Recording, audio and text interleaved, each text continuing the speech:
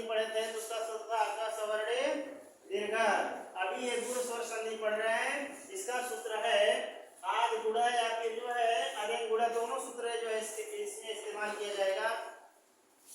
हम लोग सबसे पहले इस सूत्र को छोड़ते हैं। सबसे पहले जो आप परिभाषा लिखे हैं, जब अ आ के बाद ई आए तो ए हो जाता है, जब अ आ के बाद उ आए तो ओ हो जाता है, जब अ आ के बाद री आए तो अर हो जाता है, तथा जब अ आ के बाद री आए तो दोनों के स्थान पर अल हो जाता है। ये आपने परिभाषा लिखा है। उसी परिभाषा के माध्यम से हम लोग जो है तालिका बनाते हैं। तालिका में सबसे पहले क्या लिखा गया है, अ आ, परिभाषा से मिलान करते जाइएगा। अ आ के बाद क्या आना चाहिए, ई है ना, यही था। फिर उसके बाद आपने लिखा अ आ के बाद क्या आना है, उ।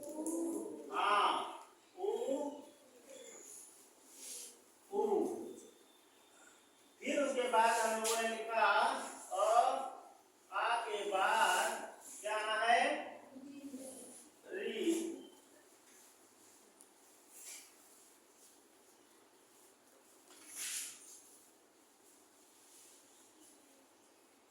फिर उसके बाद आ के बाद री आएगा तो इतना आपने पढ़ा है ना।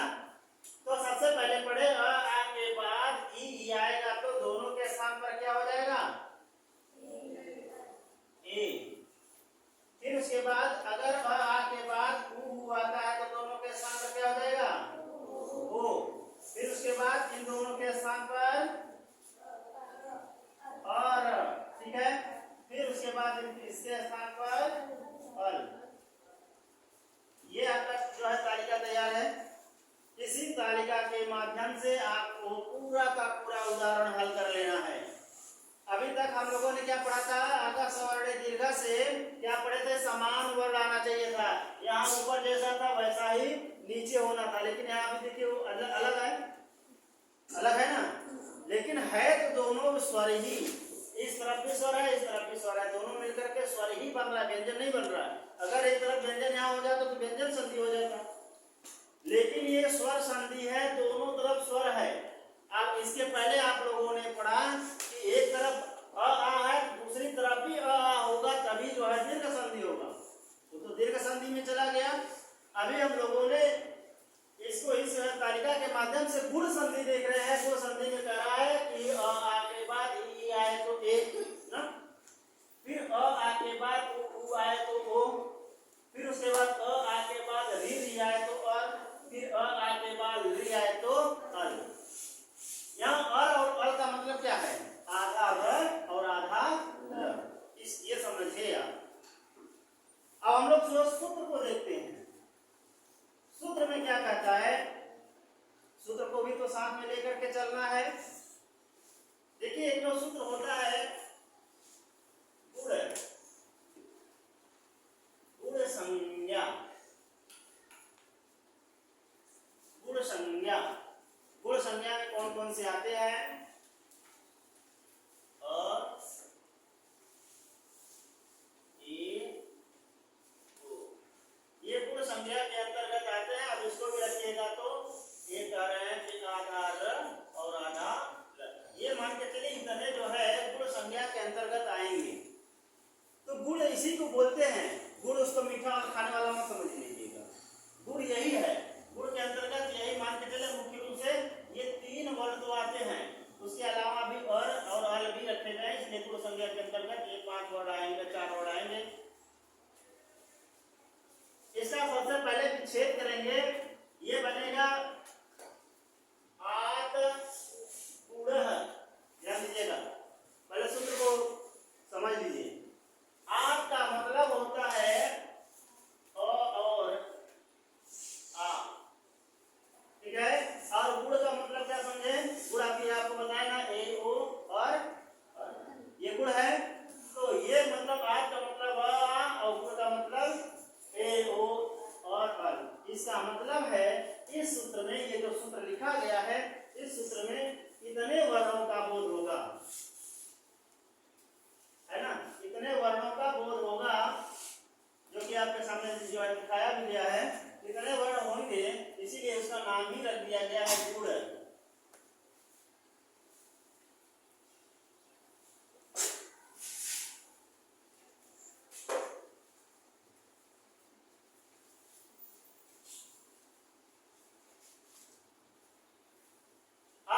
दूसरा वाला सूत्र देखते हैं। अत इसको विच्छेद करेंगे तो बनेगा अत एंग, उसके बाद जो है गुण। इसको भी समझ लीजिएगा। अर्थ का मतलब होता है अब एंग एक प्रकार का प्रत्याहार है जो आपको 42 प्रत्याहार बताए। 42 प्रत्याहारों में से एंग एक प्रकार का प्रत्याहार है। अब आप महर्षि सूत्र को खोलिए, महर्षि सूत्र में देख लीजिए कि एंग प्रत्याहार के अंतर्गत कौन कौन सा वर्ड आ रहा है। एंग प्रत्याहार के अंतर्गत कौन कौन सा वर्ड आ रहा है ये आपको महर्षि सूत्र बताएगा। महर्षि सूत्र में कई वर्ड आ रहा है प्रत्याहार में। ए ओ है ना, कौन सा कई नंबर पर है? 3 नंबर पर। तीसरा महर्षि सूत्र का तीसरा सूत्र देखिए, लिखा होगा ए ओ म, यही है ना। तो अंगा जो है वो तीसरे का लास्ट शब्द, इसलिए उसको क्या करें, छोड़ दिए। तो इसका मतलब है अ ए ओ, ये 3 वर्ड ऐसे होते हैं जिनको बोलते हैं गुण। ठीक है, तो यही 3 वर्ड मुख्य रूप से प्रयोग में आ रहे हैं अ ए ओ। अब तो आ तो इसी का दीर्घ है, आ जो है इसी का दीर्घ है, तो उतना बहुत ज्यादा गहराई से नहीं समझना है। बट अगर आपको ये तालिका समझ में आ गया है तो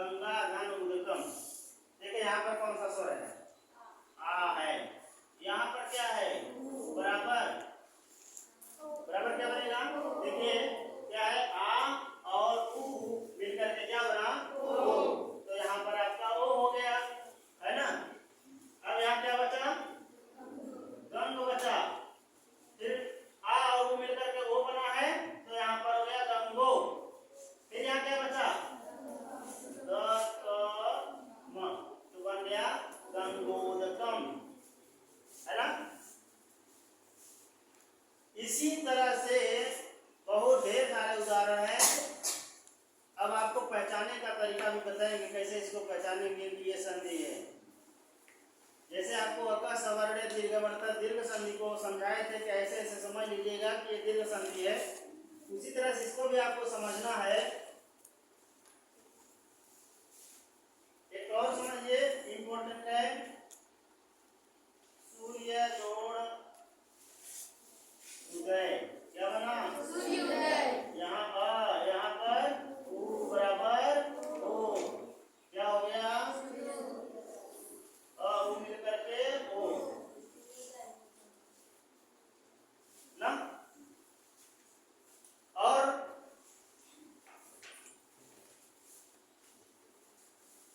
देव,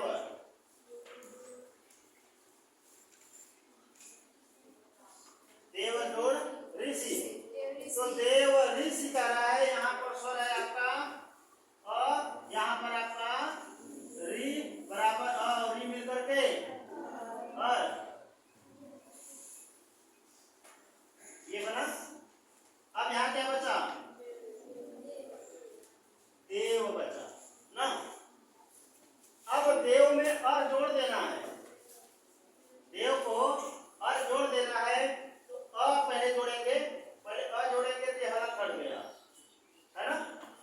जब यहाँ पर अ को यहाँ रख देंगे तो हलन हट गया, जानते हैं ना। जैसे मान लीजिए क कौन कौन सा वर्ण से मिलकर के बना है? क और क से, तब बना क। उसी तरह से वह भी अभी आधा था, अब अ आधा था, जब अ इसमें जोड़ दिए तो पूरा हो गया। अब क्या बचा? आधा र, ठीक है, आधा र बचा। और इधर क्या बचा है? चाहे तो आप इस तरह से कर सकते हैं, और चाहे आप एक और मिल फार्मूला है यहाँ पर अ लगा देते हैं ना, र यहाँ हटा लगा देते हैं तो फिर इसको हट जाएगा।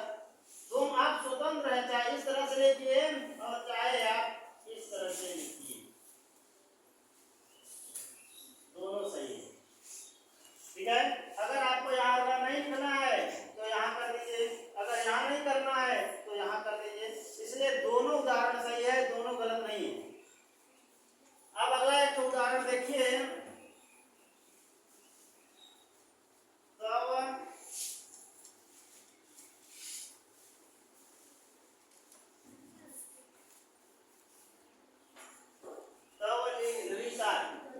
यहाँ पर क्या है? यहाँ पर बराबर और यही बचा ना। यहाँ क्या बचा? तो ये बचा है ना। अब उसके बाद इसमें जोड़ेंगे तो हलन हट जाएगा। फिर क्या बचा है? आधा ल। फिर यहाँ पर क्या बचा है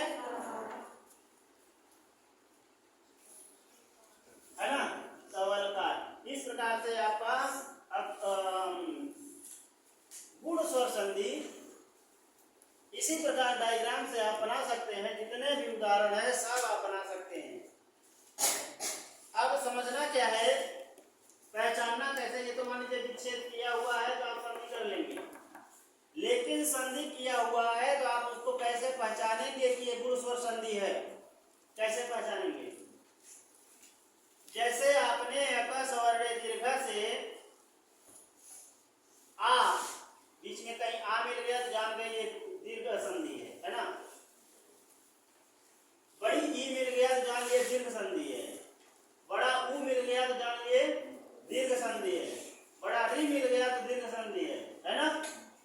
ठीक उसी प्रकार से किसी वर्ण में अगर बीच में या कहीं भी ए मिल गया तो ना, या फिर कहीं पर ओ मिल गया तो, या फिर कहीं पर इस तरह का आधार इस तरह से, या फिर इस तरह से आधार या ऊपर वाला र लग जाए, या फिर यहाँ पर पूरा लिख दीजिए तो भी आपको ये गुण संधि में आएंगे। और गला है लास्ट में, सॉरी कहीं पर अगर आधा ल लगा है, आधा ल लगा है तो भी आप जान जाइएगा कि ये गुण स्वर संधि है। पहचान कर लेंगे कैसे? या तो ए लगा रहे हैं, या फिर ओ लगा रहे हैं, या फिर आधा र, या फिर आधा यही चार चीज जानना है। ए लगा रहेगा, ओ लगा रहेगा, आधा र या आधा ल। और गुण